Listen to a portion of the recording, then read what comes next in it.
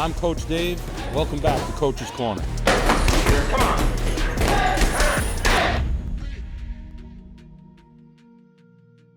on. Welcome back, Coach Dave McDonough, Coach's Corner podcast.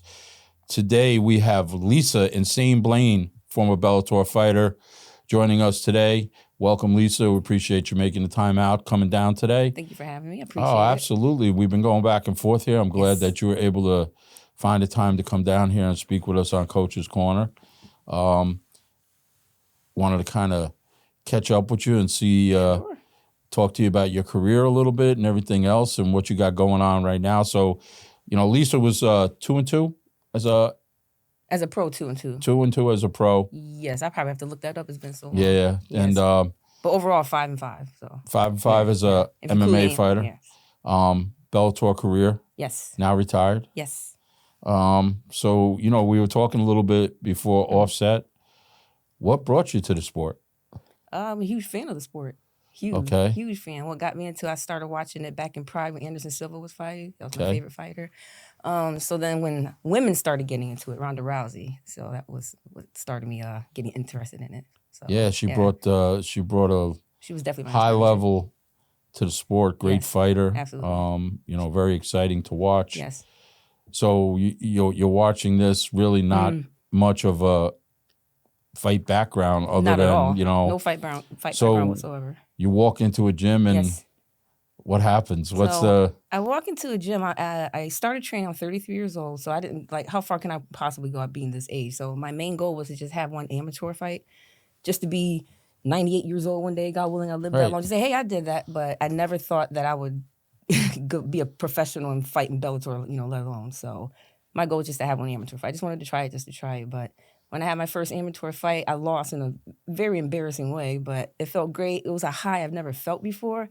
I was like, man, I got to do this again. So getting punched in the face was was awesome, yeah. A little exhilarating, right? Yeah, absolutely. So then the next time I had my AMI fight, I actually got my hand raised that time. That was another high that I felt, and then the ball just kept rolling from there. So 10 years later, I was doing it. With all of this, you walk in the gym really not knowing what to expect. Because, look, boxing is one, but I always say MMA there's so many variations that you have to know. Yes. So if you're strong in one aspect, that's great, but you have to work your weaknesses. Absolutely. And it's a lot of work. Whether you're fighting for an amateur fight or a professional fight, working with the MMA fighters, male and female, guys, countless hours in the gym working on your craft. How long was it before you decided or your team said, Lisa, maybe we can get you an amateur fight? And, how long were you really training in the gym before you caught the bug of, hey, I want to put this on my list and tell my family in 20 years from now, hey, I was a professional fighter or I was an amateur fighter? And so when I first walked in the gym, I trained consistently nonstop. But with some injuries, I probably missed a few weeks or a few days, After a year of training, my coach said, Lisa, how do you feel about fighting in the summer? I was like, yeah, let's do it. I'm ready. A year. It took a whole year. What gym were you at in the first one? Now, you mentioned a couple of coaches and, what was the first place that you walked into and how did you gravitate to that place? So I did research first. I went by reviews. Just went by reviews. And the first one that I picked was Henzo's. Mark Cerrone ran that gym. That was the first one I trained at in West Haven. Okay. And I was there for about a year and a half maybe. Switched to another gym, was there for a short while, and then ended my career with Andrew Calandrelli at Ultimate MMA. Yeah, I know Andrew very well. Worked with some of his fighters, great guy. So, as fighters, we kind of have to find our sweet spot where we're comfortable. And for me, it's always when I talk about fighters, you got to vibe with me. I get that part as a coach because you know what? Look, if you're not vibing with me and we're not working where we can get to your goal and it's kind of a push and pull or a tug and, it's not going to work. It's not going to work. And I get that. You know what I mean? I get that. That's the first thing I talk about. It took you a little bit to find your sweet spot. Yes, it did. The reason being because, honestly, I was training with a bunch of men. I was always the only female in there. It's great to train with men, but I needed women to train with closer to my size, and that I found that at Ultimate. Plenty of women. Yeah, and something, I think now both sports, boxing, MMA, combat sports, we have a good mix. Still maybe a little lean on the women's side, okay? But a better mix than there was years ago. And I feel, and, I'll get your opinion on this as a coach, okay? It's okay to test a woman fighter against a male, but eventually they're not fighting males. Exactly. You have to know, I think, as a fighter, okay, how I'm going to fare against who I'm fighting. Was that where you were kind of saying, like, you probably did well with the men, held your own, but you're not going to fight a man? I'm not going to fight a 300, 200-pound opponent, ever. So, but I needed that home with women. I think the guys, they were great. Yeah, of course, absolutely. But I need women to train. Yeah. You try, your teammates, your stable mates, absolutely. They're all trying to make you better. I get that part.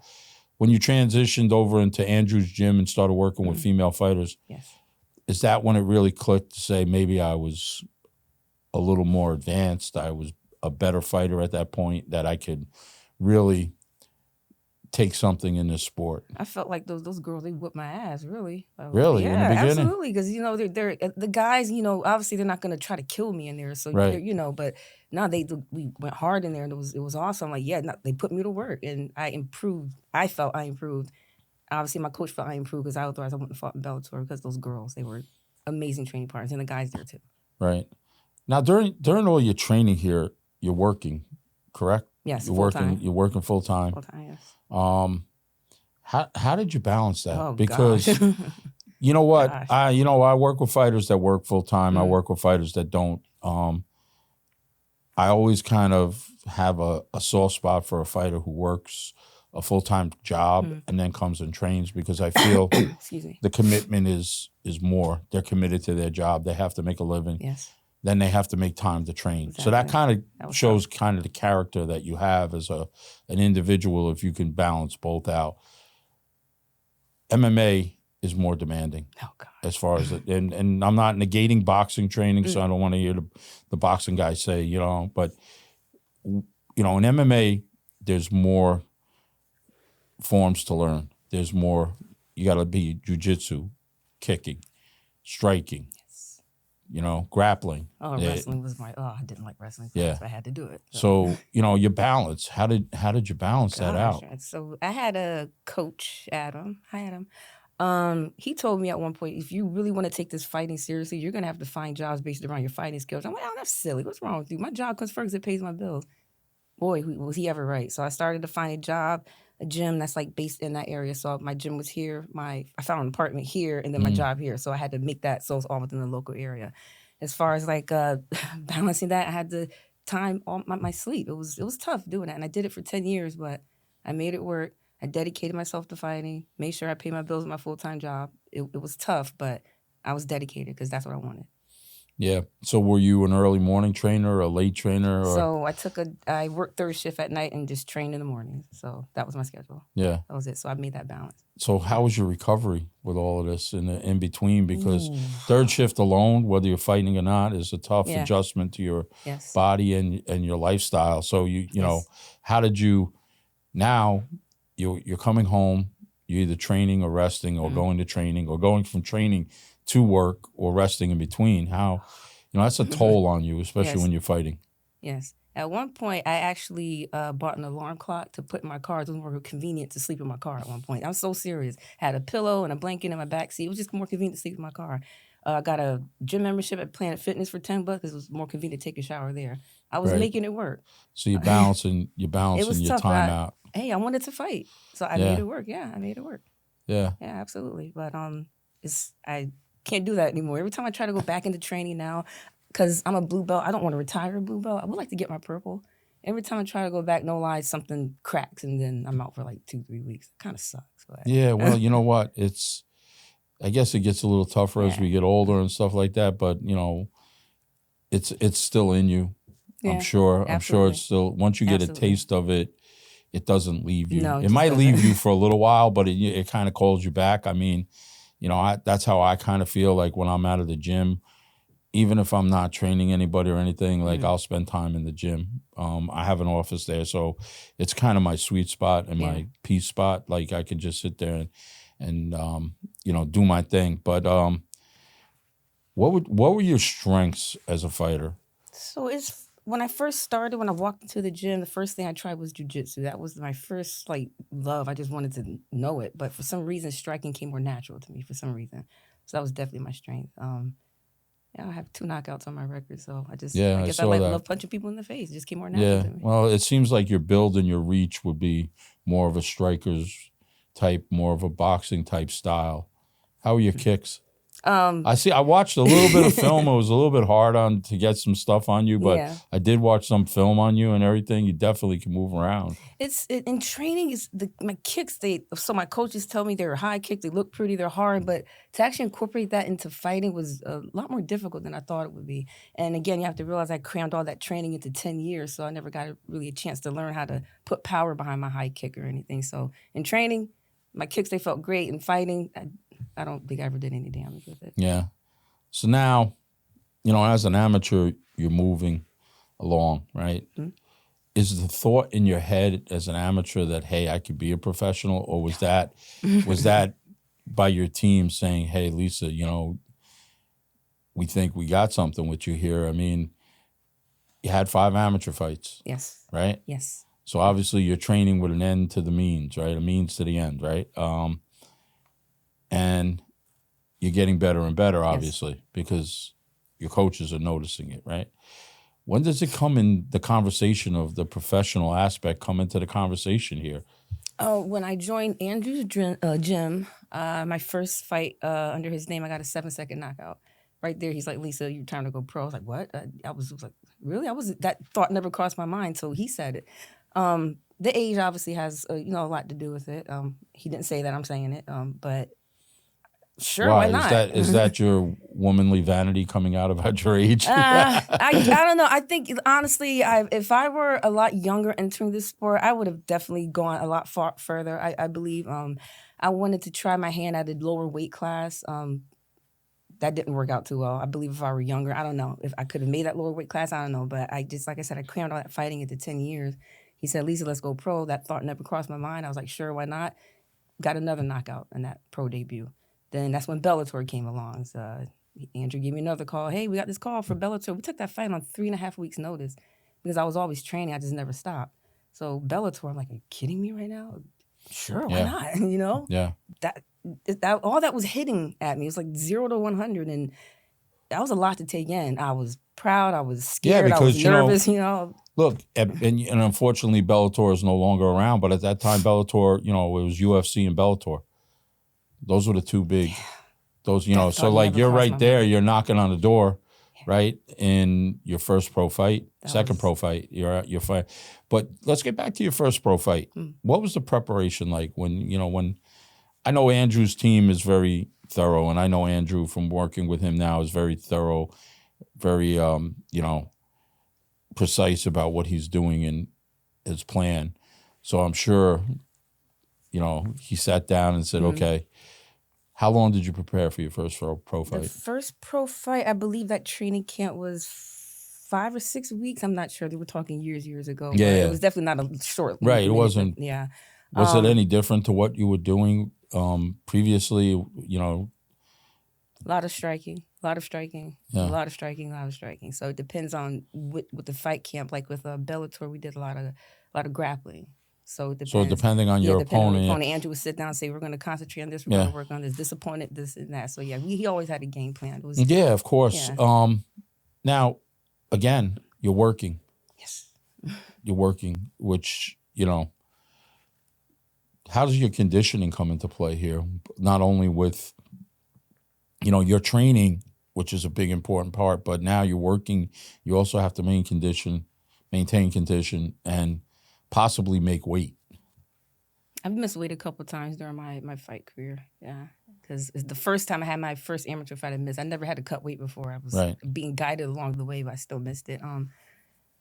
It was tough. It wasn't easy. The How much were you cutting? So when I was fighting, I was walking around anywhere between 137 to 141, and I had to cut to 125. So I got my body used to it. It was rough. When I tried the lower weight class, that was a terrible and the worst weight cut I've ever experienced in my life, and I couldn't do that again. So, but to prepare is It was tough to balance it. The work and the training. I didn't sleep much. I put my body through a lot. Yeah, I think, you know what, most fighters maybe, and not so much now because we're advancing with technology and people. Most fighters are mad scientists with their body, and they're listening to other people. And you got to know your body, what you can do, what you cannot do. And, you know, cutting weight is a science all by itself. It was tough. You know, and I don't know, I kind of leave it to the nutritionist to say, hey, I have my ways that we can cut, you know, within 5 pounds. You know, but anything above that, I want somebody involved who can come up with a plan for a fighter and say, look, follow it this way, we're not depleting you. We're always going to have the mental aspects of it because, you know. Gosh, the mental aspect of it. Oh, man, we started on that one. Yeah. Gosh, That's a whole. that's a whole, Yeah. So, you know, definitely, you know, with that. But now you're getting through, all right? You get the call to fight on Bellator. Did you realize the opportunity that was there the first time with Bellator? And were you nervous? Oh, nervous is an understatement. Oh, gosh, I can't. The butterflies, oh, goodness. But a sense of happiness and joy. I can't believe because I used to go to Bellator and watch fights, and now I'm on the stage. It's like, this can't was your be first real. one at Mohegan? Yes. I fought in Bellator twice. They were both at Mohegan. Both at Mohegan, one, right, locally. Yes. So, I mean, that's got to be a big up to you, right? Yeah, I can't explain what I was feeling leading up to that fight. I wish I can put it in words. It's just no way. All I can say is like a out of body experience. Like I was just watching myself get into the Bellator cage. I couldn't believe that was me. And then, you know, Mohegan Sun is obviously a big arena. You know, it's a big production. You know, Bellator at that time was putting a lot of people in the seats. A lot of top fighters were coming through Bellator at that time. And you're right there on the stage. I mean, that's got to be like, you know, a couple of years earlier, you're an amateur, and now you're fighting as a high-level professional in your second professional fight. I mean, that's got to kind of say a lot about you as a fighter, okay, to yourself and your team, what they saw in you. Now, I know, you know, I'm a pretty good read on people, and talking to you, I can sense you're a very humble individual, okay? So, you know, I could kind of see that, you know, in your fight, it was like, did you have that sense like, I'm here? Did you realize where you were after such a short time? Because now you go to fights, you talk to people, you have friends, you have trainers, you know people in the game, right? And you know how hard it is for an opportunity to come for some of these fighters, man. They train for years. Some of them don't get to fight on a venue like that. You know, some of them, as good as they are, they just don't get that opportunity. I've been blessed. But you're here, and you know what? I mean, it's got to be like you're looking around now. Did you feel like you belonged there? No, not at all. Not at all. When I went there, like I saw like Big Country and Heather Hardy. These are people I watched on TV, and I was like, hi, oh my God, how you doing? I wanted pictures. I wanted autographs, and somebody's like, Lisa, you're fighting on the same stage as they are. You know, I was starstruck. I felt like I didn't belong there at all. I was like, how did I get here? You know, but it's like, Lisa, because you worked hard. You trained hard. That's why. But you had a good team. I'm sure they were talking to you. And you know what? Absolutely. And so, you know, going to the fight, right? You're saying that. How did you gather your emotions? Oh, God. How did you gather your emotions? Because you know what? I know some fighters, everybody's different, right? Every fighter has their own little routine and everything else. You're fighting locally, so I'm sure you got friends coming. You got people in the gym coming to watch you. You know, it's like, man, I'm on a big show. I want to do what I got to do here and show that I belong on this stage. How'd you control everything up to fight night? I never did. I was never able to control anything at all. So the night before, couldn't sleep. Leading up to the fight, the gentleman that was wrapping my hands, he was like, listen, she's just as nervous as you. He's trying everything to calm me down. I was never able to find that medium to calm me down. Never able to. Even walking to the stage, as it finally went away, it always goes away once that cage closes. The butterflies, everything. Just now I'm focused. But I was never able to find a way to calm down. I couldn't. Do you think your anxiety and nervousness led to the knockout? Well, my Bellator debut, that wasn't a knockout. No, okay, I'm sorry. Yeah. But no, I So if that wasn't the knockout, but I Okay. did win that fight Yeah. by split decision. So, but I wish I had a better story to tell you that I found a way to calm my nerves. I couldn't. I'm fighting on live national television in Mohegan in front of thousands of people. Yeah. How do you calm yourself? Like, seriously, if you have any advice, you know, I had You no know what? clue. I'm not going to say because, you know, look, I've been on big stages and big shows. My first show on television, I tripped coming out on ESPN. Yikes. So you know what? Yikes. So like, you Sorry, know what? Yeah, man. are you nervous? Yes. You always, Yeah. After that, it becomes to a point where it's like, I remember being in Philadelphia on a show in a casino, and Philadelphia fans being so probably the toughest. And I'm sitting here in the corner, and there's people very close like you. They're screaming and yelling, and you just really don't hear them. You hear them, but you don't hear I them. get You it. know what Yeah. I'm saying? Yes. So you kind of get to a point where you don't even phase it. You're there to just do your job. But the first time, I was a little nervous. I You know, never- the guys, they got the cameras on you. They're blowing smoke, and I shoot. Yikes. You know, so I'm like, Sorry but, that happened to you. Yeah, I'm right. sorry You know that what? happened. But it is what it is. All right. So how do you? You're in the fight now, right? The door closes. You're in the fight. You're nervous. You channel. You get a split. How did you feel during the fight? Did you feel like it was like, I'm controlling this fight. It's close. I got to do more. Walk me through what, you know, you were experiencing as the fighter. So going in there, a lot of people tell me, Lisa, did you hear me screaming your name or something? When I'm in that cage, it's like I don't hear anything. Right. You hear your coach. That's it. That's all I hear. It's like it felt like an empty arena in there. So in my head, I'm thinking, you're in my hometown. You're not gonna go home with the win. That was my mentality. Yeah. I came this far. I'm on the stage. I'm going to get my hand raised. That's going to happen. I don't care if it's a knockout, submission, decision. I'm getting my hand raised tonight. So that was my focus. That was my mentality. Yeah. Did I always feel in control the entire fight? I felt when I wasn't in control, and I felt when I wasn't, but I definitely felt when I was. Yeah. But I was getting my hand raised that night. That was for sure. Was, you know, going back to the corner, you know, and I'm sure it was a while back. You're not going to remember exactly what was being said or what, you know, the motivation was with Andrew and his team. Did they feel it was close, that they had to push you into that last round and say, hey, Lisa, you know, we need this. We need you to dominate. And what was your energy like? I felt great in between the rounds, honestly. I felt great in between the rounds. Of course, you're tired, obviously. Right. But mentally, I felt great. I felt strong. I felt, and they had Adam and Andrew there with me. They weren't trying to give me any like mental talk, you know, pinpoint. They're just giving me, you know, key points. Key points. Key points so that you work with. Yeah. So by the third round, close this in. We got to seal this in. Take her down and keep her there. Yeah. Now, you know, you made a great point before about, you know, fighters in the fight and, you know, in the arena, people yelling. Did you hear me? You know. Yeah. The connection between a fighter and a coach, especially in a fight, you're hearing that one voice or both voices of the familiar voices that you know from your corner. You know, walk me through that, because a lot of people don't understand that, because there's a lot of stimulation going on. You got so many people. You got the fighter that you got to deal with. Your team is yelling, his team, or, you know, they're giving it. You got fans barking out everything. Your supporters are there trying to coach you and tell you. You know, how hard is it to stay focused for you as a fighter? Not you, but as a fighter.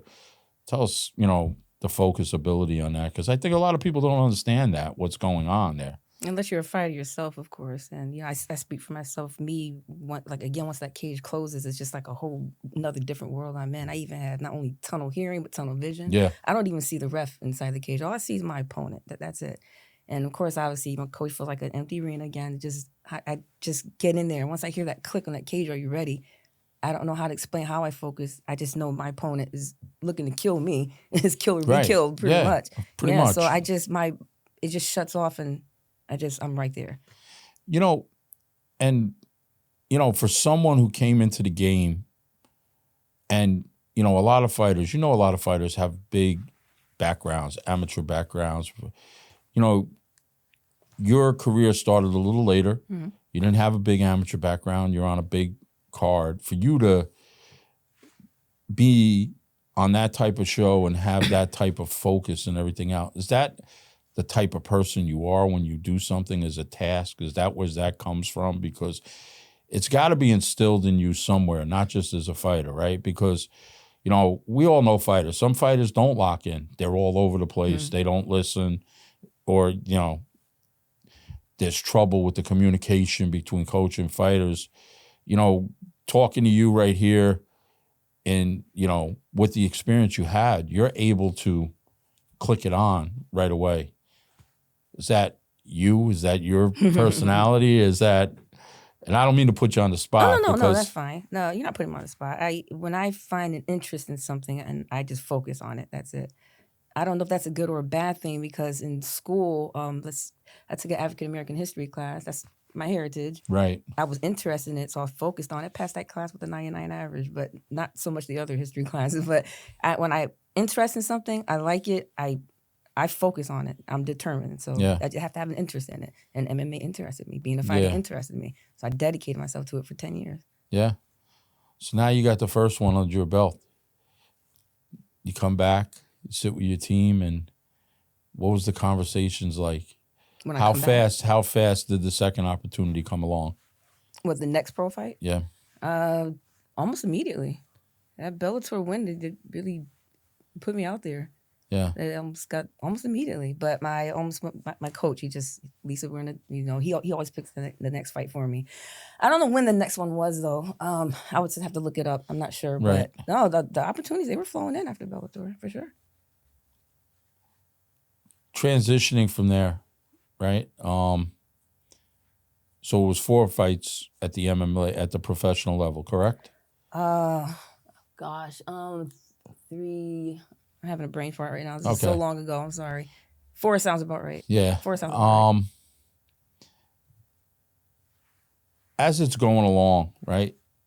And now the popularity, you're gaining momentum.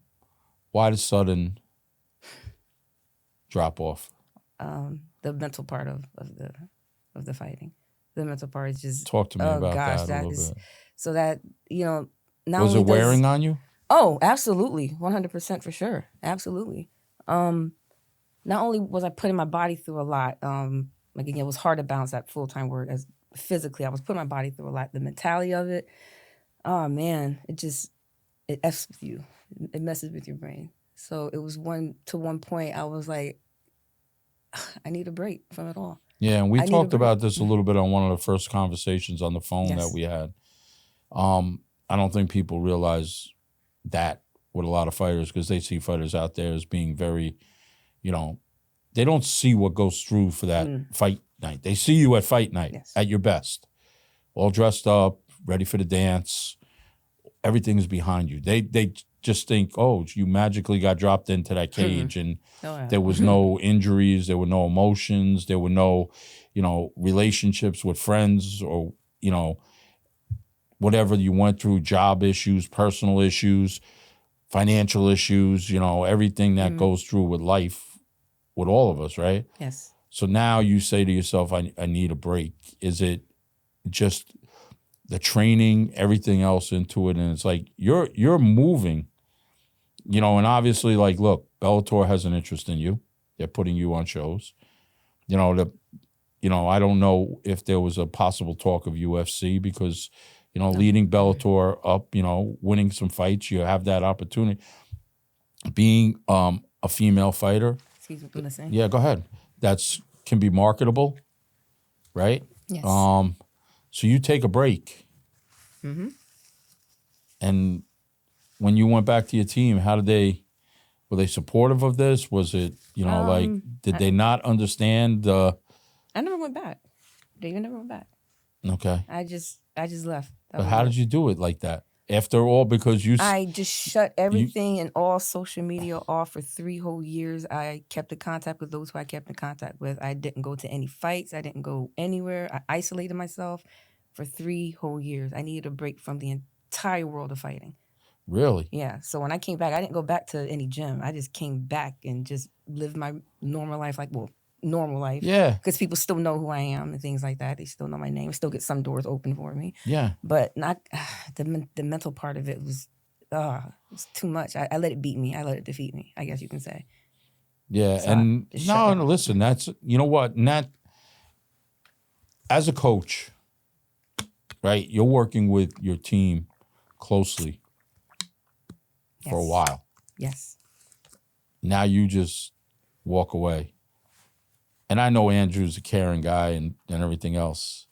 I don't know. Like, as a coach, I'm reaching out to you. I'm saying, hey, as a person, let alone not a fighter, because, we've been in this gym. We're going to fights together. We're in the car together, going to sparring. We're eating in restaurants together. We're talking together. We have a not only fighter-coach relationship, but we have a relationship. How hard was that for you to walk away?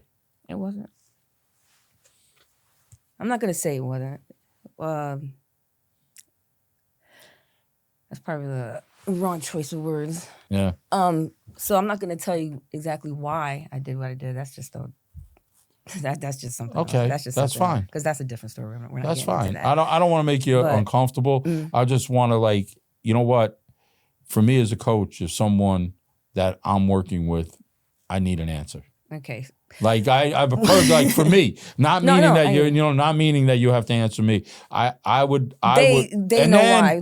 We all know what happened. So Okay. they just put it like that. I didn't just walk away and say F you. No, okay. if that's what you're thinking. No, I don't mean Okay. We know why. Okay. We do. Okay, good. Okay. I got you. But so it wasn't hard to walk away. I would say it was time. It kind of sucked to walk away. That's all. I'm sorry.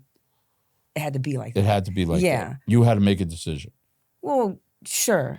But it wasn't just that. I don't want you thinking it was the gym, it was anyone in particular, anyone specific. It was the world of MMA, period. Okay. There's no one in particular, one gym that I'm pointing out at all. Yeah. So before I started fighting, again, I told you I had no experience in fighting whatsoever. I was pretty much always by myself. I mean, I was crazy with my friends or whatever. I'm not going to get too personal. I was always a quiet person, always went everywhere alone. So to go from that and then MMA and getting all this attention at you, that's 0 to 100. I didn't know how to deal with all that. That was a lot to take in for 10 years, a lot. I dealt with it in ways that I shouldn't have. I coped with it in ways that I shouldn't have. Okay. And it was too much to take in. To go from that, all that attention, everyone thinks I'm this extrovert. No, I'm not going to say that's not me. It brought a different side of me, and it was fun. It was great. It was awesome. Yeah. But there was a lot of attention to take in, and I dealt with that in a not so good way. Yeah. So it came to a point where I'm like, okay, now it's too much. I just need a break from it all. I let the mental part defeat me. I took a break for 3 years. It wasn't hard. It just sucked that it was like the way that it was. And then came back. I just want to, I'm happy all that happened. I kind of want people to recognize me anymore. I just don't want to be recognized anymore, to be honest with you. Okay. Sorry. Listen, you got to call it the way you see it, right? And I'm going to ask a question of this for you.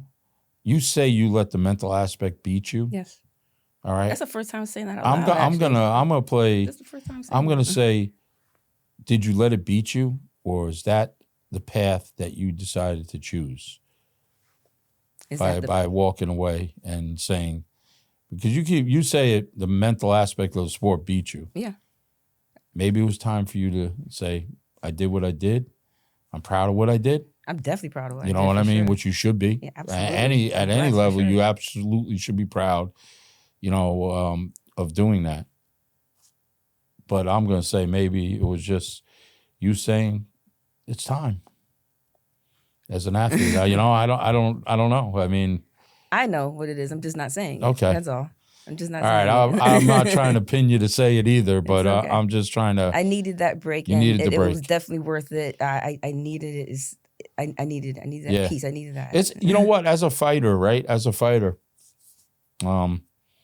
we were talking about this a few minutes ago. There's a lot that goes into it. And, people have the look that fighters they have no emotion. I've heard that before. You know what I mean? Like, they're just like machines. They're unemotional. I don't want to use the word unintelligent because most fighters are very high intelligent to get in that ring and do what they got to do. They may not be Einsteins on paper, but you know, in their world, they are what they are. You know, and I don't think, you know, fans realize that the fighters do have emotions, that they have, you know, stuff that they have to overcome to get in that ring. Like we were just talking about life stuff that goes on that, you know what, it comes fight night and you have to put that stuff aside and get in the ring anyway. People don't see that. And I hear it a lot. The struggle of a fighter, and, you know, as an amateur or a pro, even if you make it to the highest level, there's struggles. They don't see the struggles. They see you up there, you know, the highest levels of UFC fighters, the Ronda Rousey's making millions of dollars, but they don't see how she struggled to get there at some point in her career, you know, and I think people don't understand that.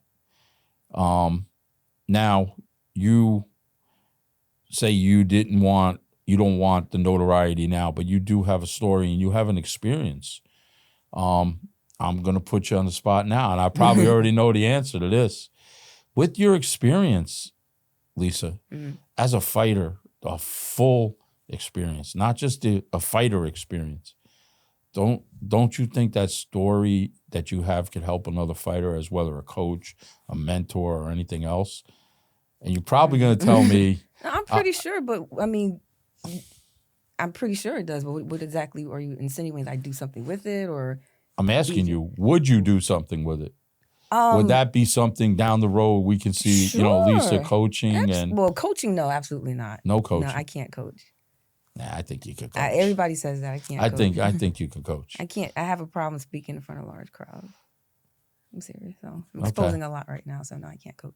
Okay. One time I coached a kids class and they ate me alive. I'm telling you, they smelled blood. And yeah, but what about one-on-one? I've done that before. Well, that's coaching. I'm not talking about you coaching 20 people. I'm talking about you and your experience. Because you know what? I'm sure, right? You had fighters that you spoke to when you were coming up to that you listened to their experiences. Yes. Right? You heard the stories of what made them tick, what made them successful, what struggles they had. Man, well, you got that story. I don't know you that well, and I know you got that story as a fighter. I think if someone presented an opportunity I just can't resist or can't turn down, I'll say yes. Yeah, maybe I didn't have the opportunity presented to me yet. I've had some coaches that want me to teach like a women's class there. Yeah. Can't do it. It's a large crowd. I got you.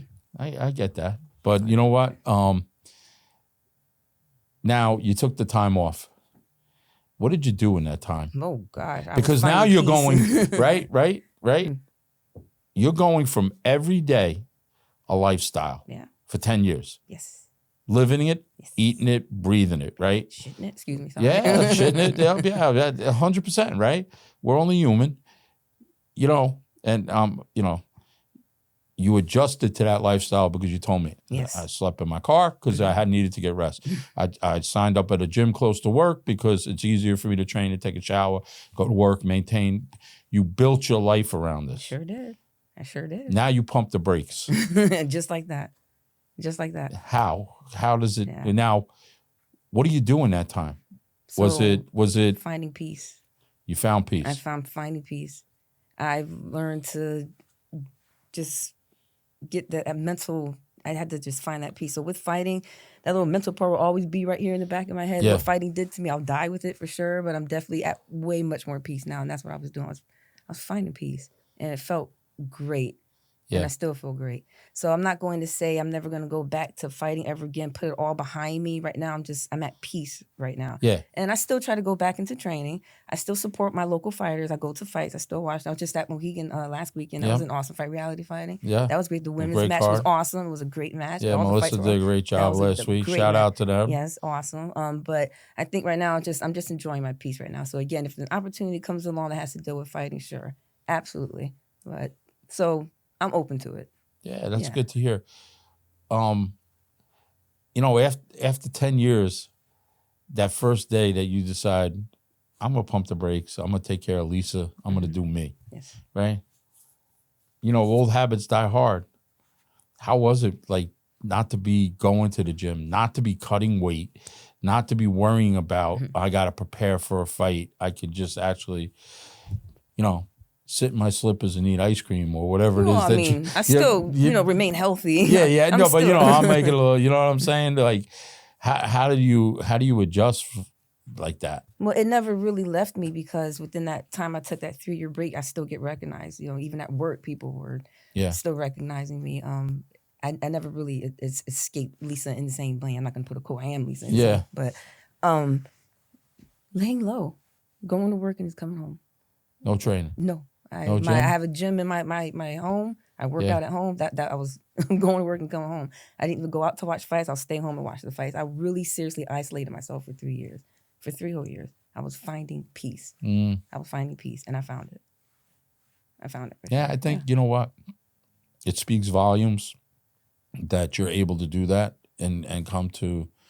It wasn't easy. I'm sure it wasn't easy. It took 3 years to find that peace. So. I'm sure it wasn't easy. So you found it, but now you're back going to fights, watching it again. Yes. How did it come back around? I missed it. Yeah. I missed it, absolutely. I just popped up at a gym one day and people were like, hey, where you been? I was finding peace. So it felt great. Got my ass whooped. That felt great. I miss getting my ass whooped. It feels great to get back in there. When I do step into the gym, seeing all the old faces, puts a smile on my face. I miss that world. I do. I obviously I can't fight anymore. Like physically I can't, but I miss it. It feels great whenever I go watch the fights or go to Mohegan, Foxwoods, watch the fight. I feel like I'm in that world again. It makes me feel warm inside.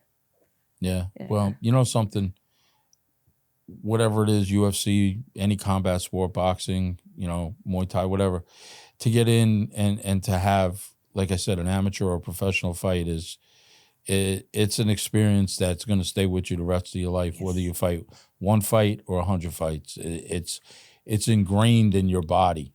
Yes. And like I say this, right? Fighting finds us. We don't find it. It finds you. You know, whether you're a fighter, you're a coach, you're a gym.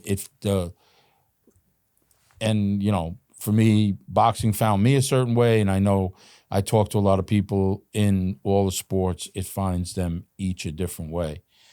It might leave you for a little while, but it's kind of hard just to totally walk away when you dedicated so many hours and time and built relationships with people. It is hard to walk away. You know what I mean?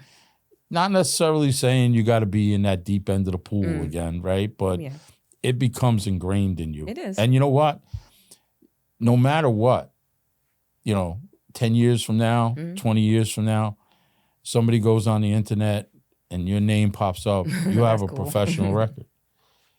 That's actually amazing. It is amazing, right? So, right, you could sit there and, you know, whatever it is, sitting on the porch one day, and there it is.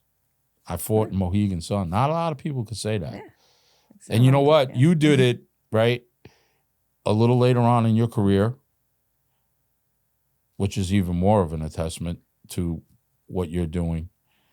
You know, not to take away from anybody else that's training on a long time. I'm not trying to say that, but, you know, some people get fast tracked. So, you know, I wish I had the opportunity to watch you fight in person, because I'm sure, talking to you now, like I said, you're very humble. Thank you. You downplay everything, but I'm sure the clips I could see of you don't do you justice.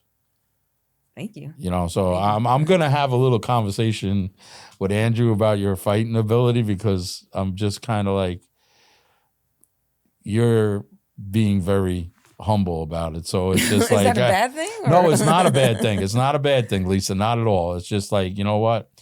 My curiosity comes out like that as a coach. You know what I mean? I like to, you know, because of that. So, you know, we talk about now going forward, the right opportunity. What would be the right opportunity for you? Because let's look at it like this, right? We need more advocates in the world of, you know, boxing, MMA. And when I mean advocates of people who've been in the sport, who've experienced it, that can share their experience. whether it's a coach, it's a conversation to another fighter.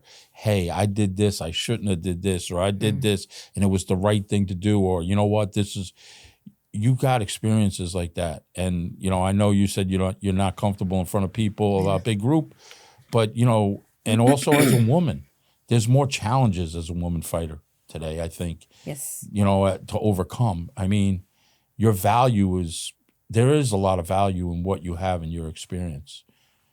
You know, I believe, I don't know if you believe that, but I know from dealing with some women fighters, challenges that they've had and everything else. And I think the women's game is getting so big today. The talent out there, yes, not only in boxing, amazing. but MMA. It's amazing. I mean, it's just, you know, we had Alex Pereira's sister in our gym. Watching her train is just like nice, high level, yeah. You know, and it's like, whereas maybe 20 years ago, women were frowned upon and the talent pool wasn't as much. So, I mean, I think there's a value in you out there, you know, as a mentor, a coach, a spokesman, an advocate, whatever it is. I think that you bring some value to the sport and that people can benefit off of it by hearing your story. You know, you keep close to the vest what you want to keep close to the vest, okay? Yes. I get that part. But, I mean, as a fighter, your training stories, you know, like, you know, working, everything that goes with it. It's just like, okay, you did it. I can do it. You know, I can do it. You know, maybe your story to somebody else. I mean, you know, is that something in the future for you? I would love to share my story, to be honest with you. I would love to share it. Whether it be like what we're doing right now in the interview, whether somebody wanted to write a book or something, I would love to share my story. Because to this day, when I look in my room, I see my Bellator gloves and my signature next to Big Country's signature, and I still can't believe it. I'm looking right at it. So it's still, wow, I can't believe that. I would love to share my story. Yeah. Absolutely. And hopefully, if anybody out there wants to be, you know, become a professional fighter, even have one amateur fight, I did it at 33. I mean, you can do it for sure if that's something that you really want to do. So, sharing my story, I would love to, for sure. Yeah, no, I mean, look, it took us a little going back and forth for you to kind of get a little idea. No, it's good. And listen, you do your due diligence and your homework and everything else like that. You know, my thing is I love stories of people who adapt and overcome and maybe coming from an underdog aspect of it in life. And, you know, we talk about this, all fighters have challenges. Whether you think so, whether people think so or not, there's a challenge out there in the world of training and getting to, you know, to be a fighter. How do you maintain your balance today? Today's much easier. It's much easier today. It really is. It's much easier. But I'm not isolating myself now. I'm actually going out there and seeing all my old fight buddies again, dabbing in other gyms, you know, just to get back into training again. You know, it feels good to get my butt whipped on there. So I'm adapting much better now, smiling and I'm still at my peace. Yeah. Is the itch every day now? Are you in the gym every day, or is it just as you feel going in? Not at the gym every day, because like I said, every time I go, I'm tweaking something. That's just my 46-year-old body tweaking. Yeah, I'm trying to get back into. Like I said, I don't want to retire blue, but I want my purple. Yeah. So that's my goal. So I'm getting. How much more is that entailed for us for you to get your purple? I have 4 stripes on my blue belt, so I'm like right there. You're right there. Right there. Yeah. So my goal now is baby steps for me now is to get that purple belt. I want that. I want that. So if you were to go back, we talked about you as a fighter. You felt your striking was it just came more natural to me. Yeah, came more natural. How's your jiu-jitsu now? Right. Well, I haven't, forget, 3 years I didn't train, so I'm going back. Yeah, everyone's kicking my ass in there, but I love it. Yeah, I love it. So, you know, certain things, just muscle memory, you know, it just doesn't go away. But I miss it. I do. Yeah, I do miss it. So I'm trying to get back there. Yeah, listen, step by step, day by day, right? Let's talk about your striking a little bit. Sure. All right. What was your strength as a striker? Knockouts for sure. So I didn't know how to use my length. I didn't know I had like a certain body type and stuff until I started training. Yeah. I didn't know I had long legs. I didn't know I had long arms. So the coaches, because obviously they're looking at your body, obviously. Not like that, you know what I mean? Yeah. They're looking at. But So meeting you in person, you definitely have a reach. You're tall. right? So Didn't know that's how I started fighting. So right, because we all, you know, look, fighting growing up, you know, as kids in the street, you know, you're jumping on people, you're right in their face. You don't know the tactical aspect of fighting, right? So, Yes. you know, it is a tactical, you know, way to fight. So with the striking, I didn't know I had like a length until coaches tell me. So with striking, we improved on how to take advantage of my length. So that's how I feel the striking improved. And punching people in the face was fun. Yeah, wow. I never knew that. So we learned how to use my length to my advantage. What was your best punch? Wow, what was it? I guess it was a straight punch. I guess I have to look at my fights again. I have to look at my fights. What was your I'm not go-to? sure. If you were striking, right, fights on the line, right? I'm gonna give you one punch, Lisa. What's your go-to? The fight is on the line. I need one punch. I'm calling for it. What is it? It would be a right cross for sure. Right cross. Yeah, absolutely for sure. Absolutely for sure. That would be my go-to. I like to land the uppercuts when I was in training, but again, we try to incorporate that into fighting for some reason. Was that because you were a little taller than most of the girls than you were fighting? So I was taller than all of my opponents except for two, and I lost to both those girls, the two taller ones. Because you were fighting, I never was the shorter fighter. I was always the taller fighter. Yeah. So I'm not going to take away and say that's why I lost. They were the better fighter, period. But my opponents, I was 10 fights. I was taller than 8 of them. Wow. Yeah. I didn't know I was, but I didn't really get the chance to really truly learn how to use my reach to my advantage. Like I said, the high kicks, never really learned to put power behind it.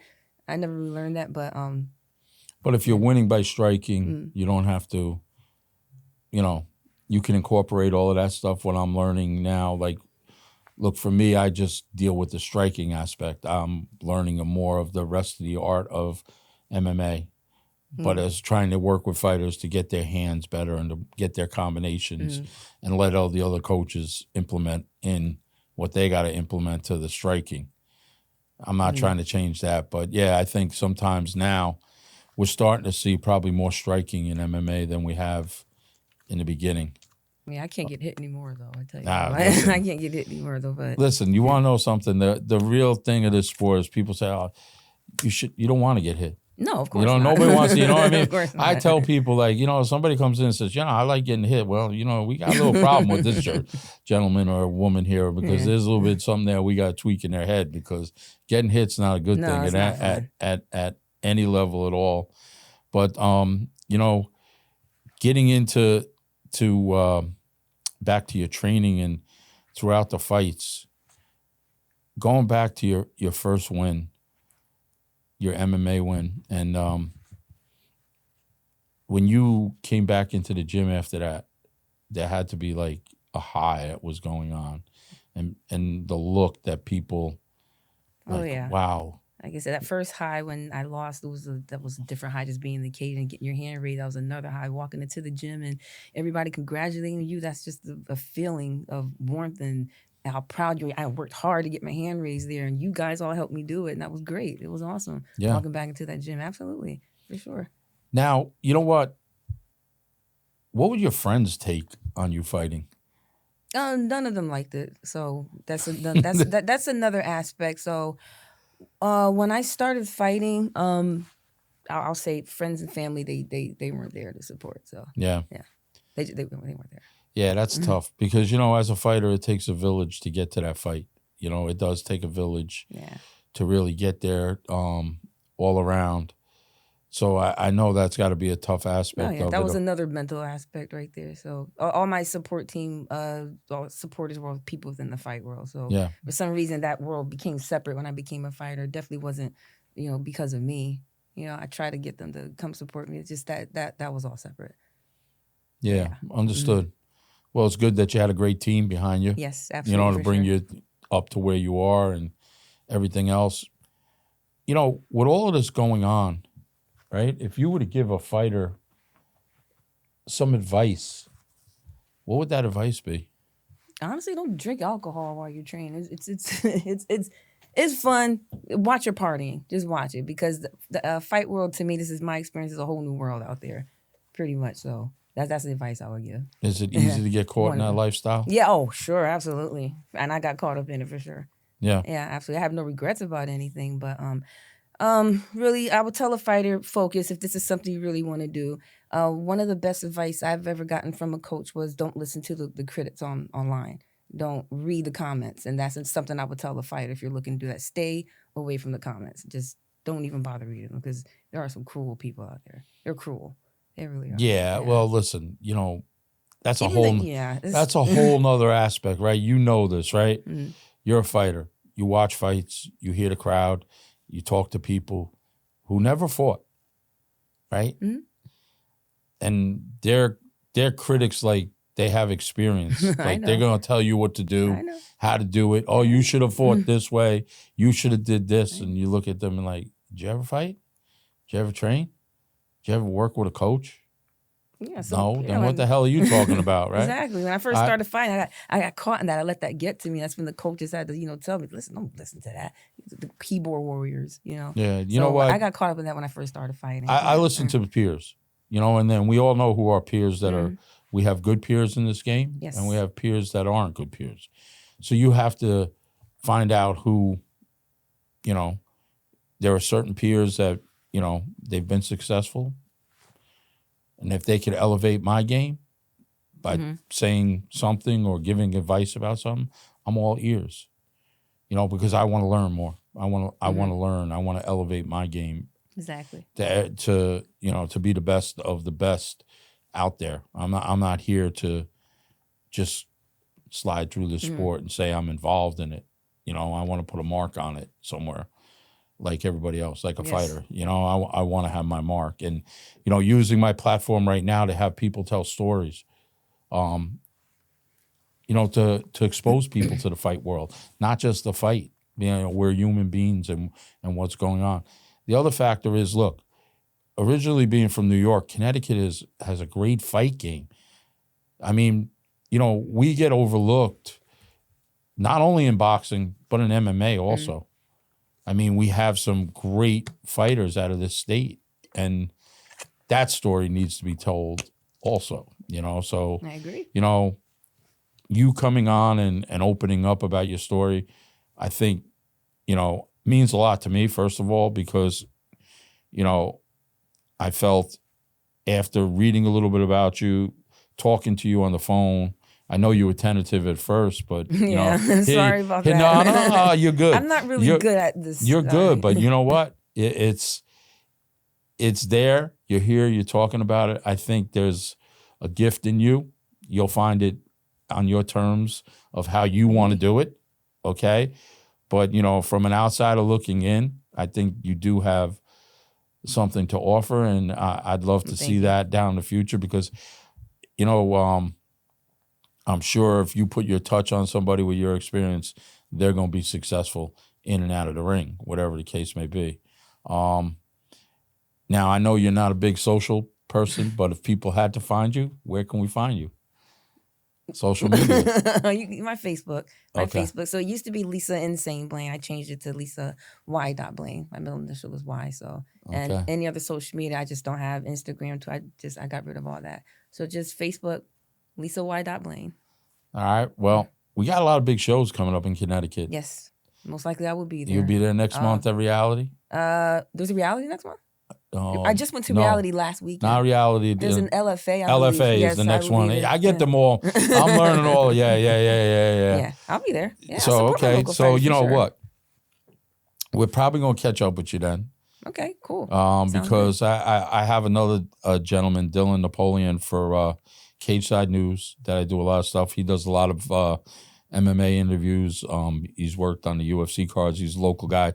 So we're putting a lot of stuff together, not only to combine with the boxing, but with combat sports in our state. So we might pop up on you on ringside. Make sure I look my best. Yeah, I'm sure you'll be fine. And, we get a little clip of you and a little bit of an interview of you. And, I hope to see you in the gym. Actually, I'll be back in the gym. I will for sure. And I'll be back. Maybe the next level of something exciting for you, because I think the itch is there for you somewhere along. Right now, the next step is to get my purple belt. That's my itch. That's my itch. It's never gonna go away. It's always gonna be in me, like you said. Yeah, the fight's always gonna be in me. I agree. Yeah. I totally. But I really, really appreciate you coming down here. Thank you for today, having me. I appreciate taking your time out and telling a little bit about your story. We'd love to have you back. Appreciate it. I'd love to be back. Yeah, and you know what? Look, hopefully I'll be a bit more relaxed next time. I think you're fine. I get nervous and stuff listen, like that. Okay, sorry. You're good. It becomes second nature after a while, but I think there's more that we can go into. Okay. And I don't want to go like on a personal level with you, but like I think your experiences as a fighter are invaluable. And I think helping others and mentoring others is important. And once again, really, really appreciate you coming out here today. Thank you again. Lisa and Blaine, check her out on her Facebook. If you want to reach out to her, talk to her a little bit about the fight game. I'm sure she'd be happy to give you a little insight on it. You can message me. If you know my number, it hasn't changed in 15 years. So there you go. If you know, you know. There you go. Once again, Coach Dave McDonough, I want to thank our sponsors, Farmer Strength, my guy Gareth McCluskey, one of the best training and fitness guys, strength and condition coaches around. Foundation RX, we got Joe and Sue-Ann up there. They got the Hummus Fit Meals. Sue-Ann is a licensed nutritionist. If you need stuff for the fight game, they're my go-to people. They will also help you in any of your fitness and nutritional needs. Very informative. Go see them. My guy Dan at Get Elevated Apparel, great apparel, supports all the boxing people, combat sports people, and boxingsupply.com. Get all your corner needs from there. And obviously my guys Ian Bick and Matt Cronin here at Creative Evolution. Couldn't be here without them. Coach Dave McDonough here again from Coach's Corner. Train hard, train smart, and we'll see you in the next round.